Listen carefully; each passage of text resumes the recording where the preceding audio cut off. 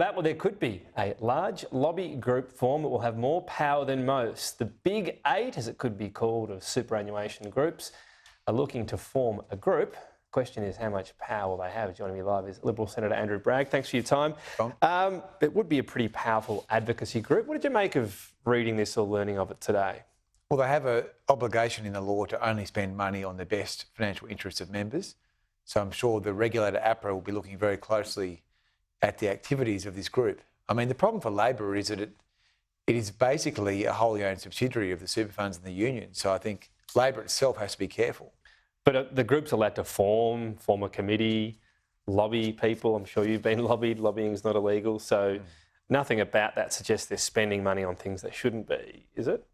Well, how many other industries are compulsory? I mean, the question here is, are they spending the members' money wisely? And are they undertaking activities which are in accordance with their legal duties? In a broad sense, if they get more people into the fund, that benefits them, and that can also benefit members. Size matters in super. So if anything they're doing increases their membership, or could be argued to, what's wrong with what they do? It could, but I think the problem here is it's a government for vested interests. I mean, basically the unions and the super funds write the policies.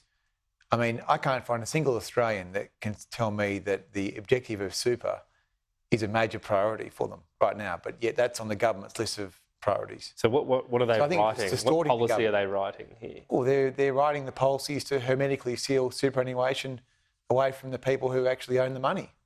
Isn't it a case that you'd have to write a policy to change that the default was that it's accessed only in retirement? So they're not sort of writing new policies saying don't buy a house with it. It was never launched to buy a house. It was never meant to buy a house when it was created. Well, as you know, a lot of Australians are having trouble getting money for hardship access from super. That's been well documented. And they're trying to stop future attempts to make the system more flexible for people, particularly for the Zoomers and millennials who are struggling to get into the house market. Should it be easy to access your super in particular for mortgage payments? Yeah, I think it should be. Because people are sort of falling behind now. You can do it, and I must admit I don't know what the process is to step through it, but you're allowed to access it to pay off your mortgage for your home you live in, right? But you don't want people accessing it willy-nilly just to make their budget look a bit better. So how easy should that process be? Well, I'm not sure it's a good outcome to make everyone pay huge amounts of interest to a bank for 40 years and then get their super and pay off their mortgage. I mean, it may have worked well for the boomers, but I think for younger people, it's not always going to make sense to have such a rigid system. So I think it should be more flexible to suit individual needs. I mean, we're not all the same. The size of this group, I mean, super funds already are big institutions and they already have an impact on market investment decisions. Is that just the reality of what we have? Because we've got a system with huge super funds. I mean, it's good we have this pool of savings and there's debate around what we should do with it. They're always going to have impact. If that fund decides we don't want to invest in this, and whether it be coal or other things, that's a market economy and that's how it works. But this is not a real economy. This is forced savings into these vehicles where they charge high fees and their main agenda is to hermetically seal the money away from high fees compared to the rest of the world, but not compared to their competitors, right? Well, all the funds are high fees compared to many other. But industry super schemes. funds, particularly on fees, have done better than the rest in Australia, and when the returns are factored in as well. That's been the reality with industry super funds, hasn't it?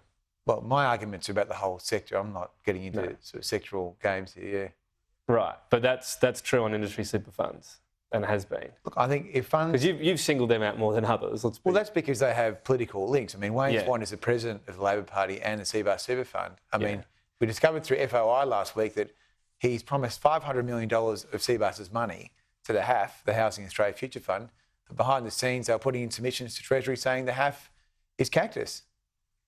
Okay. But they have done better than the others. Perhaps that doesn't suit part of the argument around targeting industry super funds, but they have.